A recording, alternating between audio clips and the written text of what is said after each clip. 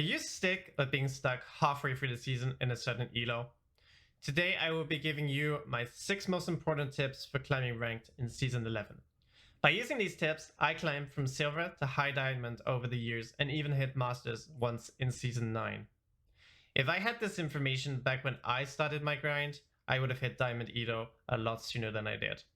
And that is why I am here to share my tips with you guys so you can implement them into your games as quickly as possible. Without further ado, let's hop into tip number 1. So tip number 1, pick a role and pick 1 to 3 champions. Now I know that League has a lot of champions to pick from, but what you're going to want to do is pick the role that you feel most comfortable on. When I started League, I would play pretty much every single champion out there, but this is not going to help you climb the ranks.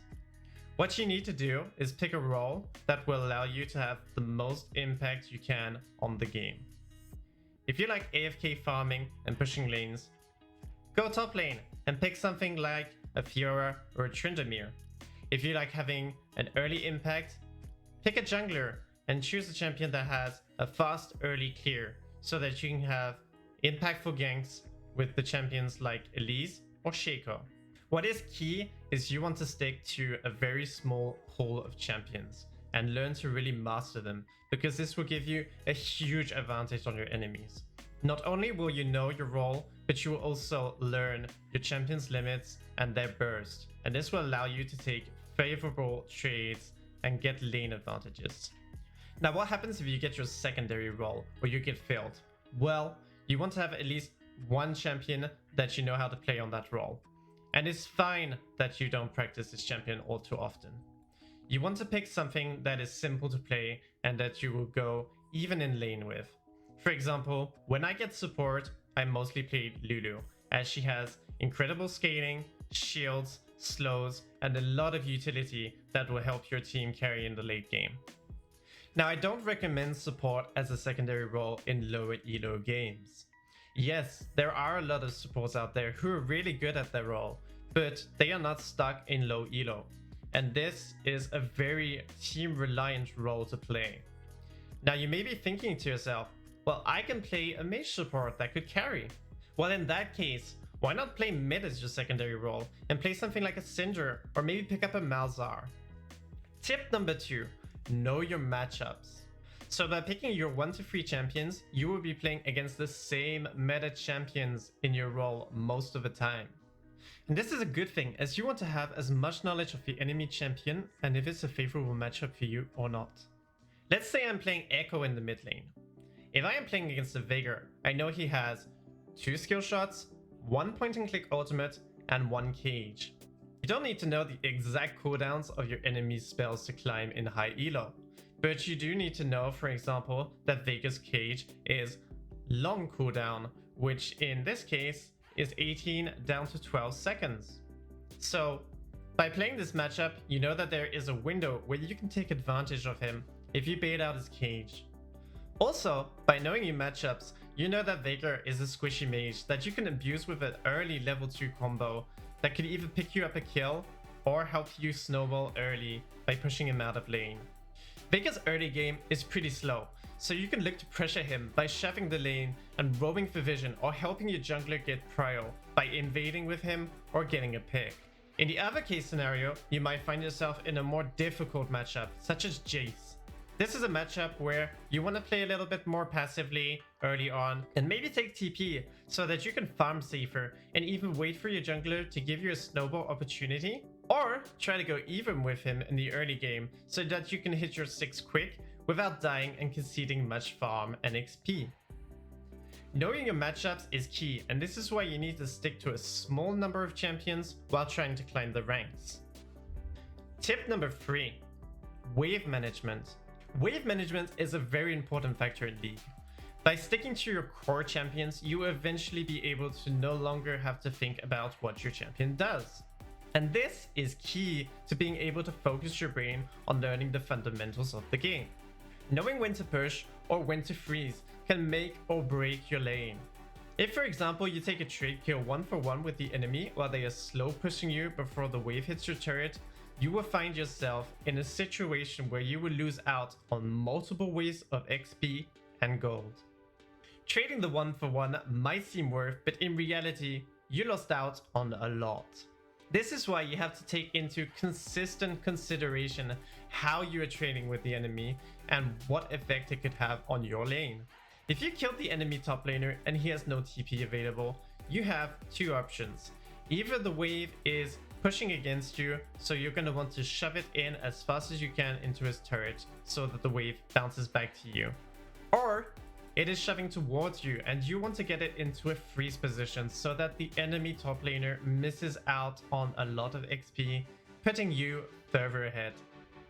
Tip number 4, map awareness. I cannot express how important this is. At the bottom right of your screen, you have a mini map. This is such a crucial piece of information and people don't use it enough. You want to go into your settings and make it as big as possible so that you have no excuses for missing that jungler walking over the river ward towards your lane. Also, knowing jungle routes is very important for knowing when you can extend in your lane and when you have to play more passively. If you're a mid laner and the enemy team has a Shaco, you should look to have an early ward in their jungle to know if he started red or blue side. With this information, you can play on the opposite side of the lane of where the jungler is and have a good idea of his whereabouts. There is nothing more frustrating than not respecting an early impact jungler and giving your lane a free kill or giving the enemy jungler a free kill. Getting information and knowing his pathing will help your team stay alive. Now, this is something you should already know, but communication is the center of a team game. You have a button that allows you to use multiple pings. By pressing down on the control button of your keyboard, you open up a wheel that gives you 4 crucial pings. These pings may be familiar to you, but you need to learn to utilize them as much as possible.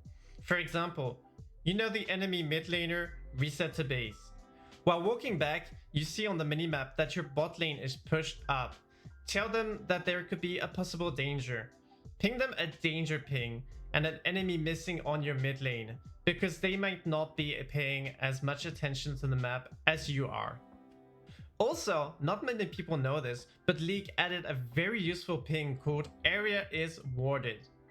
If you are early laning and you see your laner go into the river, you can presume that he warded it, and you can tell your jungler to be careful with a danger ping, and also ping where you think the ward is with the area is warded ping, so that he knows if he walks over the ward, he's getting himself into a potential dangerous situation. At the end of the day, you need your team to win the game, whether you find them useless or not. By giving information to your teammates, you are warning them of a potential threat that could have a big impact on you losing the game. Tip number 5, don't play the game just to play the game. I know how frustrating it can be to lose a 15-minute game where you had a player who refused to listen to calls and got caught out multiple times trying to get that top inhib out of fear that the game was slipping out of his hands. You instantly end the game, drop a report, and hop into the next queue. Does that sound familiar? This is because you are playing just for the sake of playing the game. If there is one thing you can take away from this video, it is that you need to take a break after a tilting game and reset your mental state. If you want to spam games, that's fine. What I would recommend is having a second account. On this second account, you can spam as many games as you want. Now, don't think because it's a second account that you can do what you want and not focus on the game. It is an account that you are playing on to enjoy the game, but also to improve. Once you have calmed down from your early loss, you can go back to your main account and play a few games. I guarantee that if you play on your main account with the best mindset, focus, and concentration, you will win a lot more games. Tip number 6, learning from your mistakes. Now, not every game of League is winnable, and you need to learn to focus on what you did wrong during the game and not what others did wrong. At the end of the day, you are the common factor in your games, and you need to take responsibility for what you could have done better. Trust me, it is not easy to self-analyze, and it will help you in the long run. You need to rewatch your games and see what mistakes you made so that you do not make similar mistakes in the same situations again. The enemy jungler popped off. Was it really not your fault? Maybe if you caught out that potential threat of him being top lane early when you had that gut feeling, it might have saved your top laner. Or maybe you didn't respect his early presence and died while going for that one creep that was not worth dying over. There is always room for improvement, even for the rank 1 player. If you enjoyed this video, make sure to press the like button down below. If you disagree with anything that has been said, or you have some tips of your own that you would like to share with the others in the comments down below, I will be sure to read as many as possible. Also, if you want to see more videos like this around League or other games that I play, let me know in the comments down below. Please consider subscribing, as it allows me to continue to make content like this for you guys.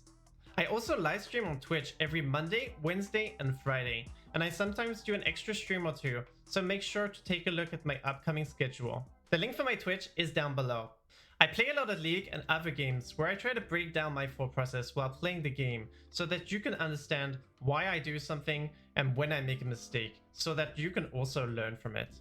If you made it this far in the video, thank you so much for the support, it means the world to me. This has been your friend the Pandalorian, and I will see you in the next video.